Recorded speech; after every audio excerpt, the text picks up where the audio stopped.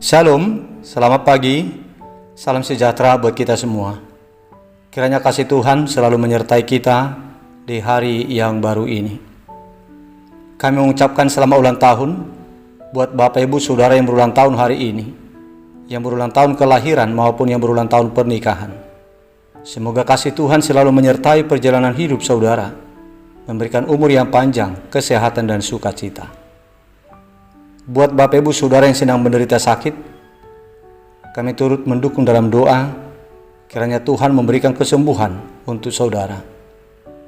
Begitu juga untuk Bapak Ibu Saudara yang sedang mengalami pergumulan hidup, tetaplah bersemangat dan berpengharapan kepada Tuhan, sebab kuasa Tuhan pasti bisa memulihkan keadaan kehidupan saudara kembali. Bapak Ibu Saudara yang terkasih, sebelum kita mendengarkan firman Tuhan renungan hari ini, marilah kita terlebih dahulu memuji Tuhan dengan menyanyikan buku ND nomor 785 ayat 1.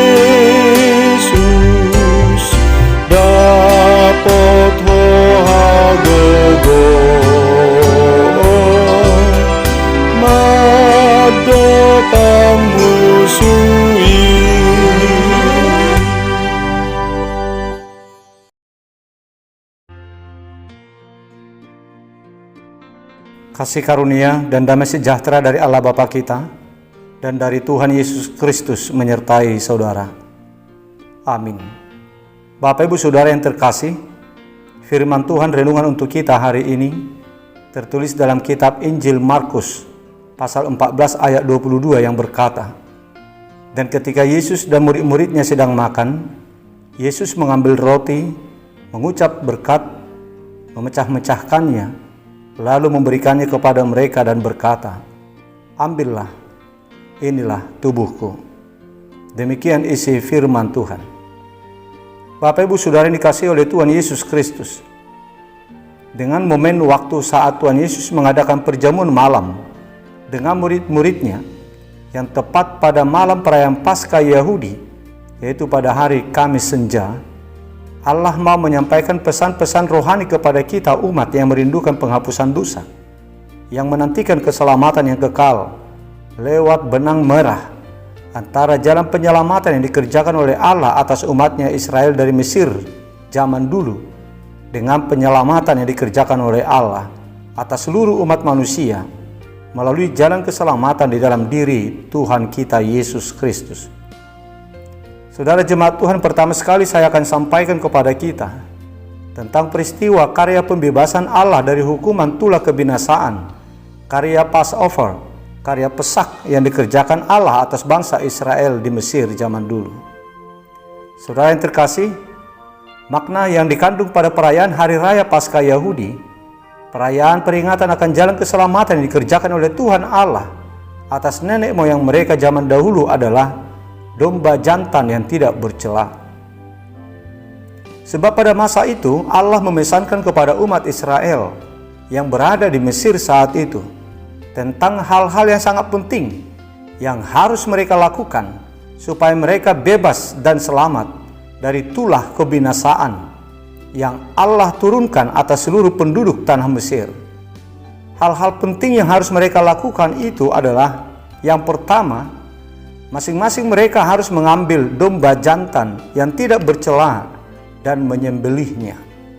Kedua, mereka harus mengoleskan darah domba itu pada kedua tiang pintu dan ambang atas rumahnya, supaya ketika Allah datang untuk menjatuhkan tulah kebinasaan atas seluruh penghuni tanah Mesir, darah domba itu menjadi pertanda bagi Allah untuk melewatkan rumah mereka, sehingga tidak akan ada tulah kebinasaan yang terjadi di tengah-tengah mereka. Keluaran 12 ayat 3. Yang ketiga, daging domba jantan yang disembelih harus dibakar, dan dagingnya harus mereka makan bersama dengan roti tidak beragi dan bersama dengan sayur pahit.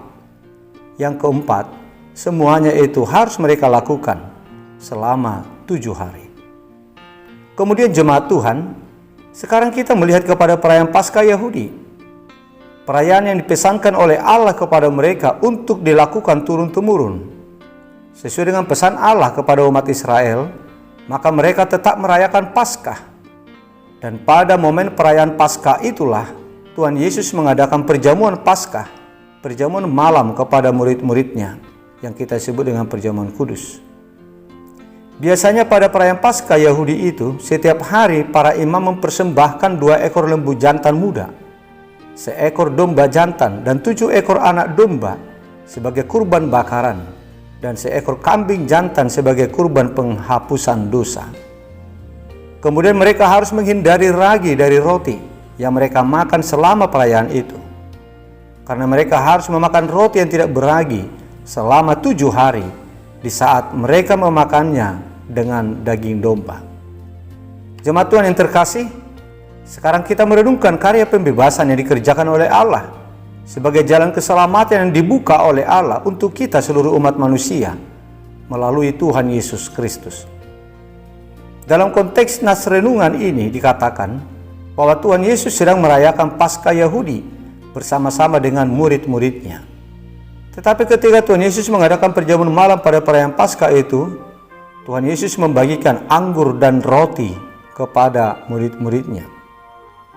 Anggur sebagai perlambang darah Kristus yang menyucikan dosa manusia, dan roti melambangkan tubuh Kristus yang dikorbankan di kayu salib untuk keampunan dosa manusia. Saudara jemaat Tuhan yang terkasih, Tuhan Yesuslah yang menjadi imam besar yang kekal bagi seluruh umat manusia. Seperti yang kita lihat, bisa kita baca dalam kitab Ibrani pasal 5 ayat 10. Kalau imam-imam dalam agama Yahudi yang bertugas untuk mempersembahkan kurban bakaran untuk penghapusan dosa umat jemaatnya dan juga untuk penghapusan dosanya sendiri, tetapi Tuhan Yesus tidaklah demikian. Sebagai imam besar yang kekal yang telah diangkat oleh Allah, Tuhan Yesus telah ditetapkan menjadi korban persembahan pengampunan dosa umat manusia. Dirinya lah yang diserahkan menjadi korban persembahan penghapusan dosa bagi seluruh umat manusia. Dalam nats renungan hari ini, kepada kita dikatakan bahwa Tuhan Yesus berkata kepada murid-muridnya saat itu, agar murid-muridnya menerima roti itu sebagai pertanda penerimaan atau keyakinan percaya mereka akan pengorbanan tubuh Kristus sebagai Passover, sebagai pesak Allah untuk mereka, sebagai karya penyelamatan Allah atas mereka.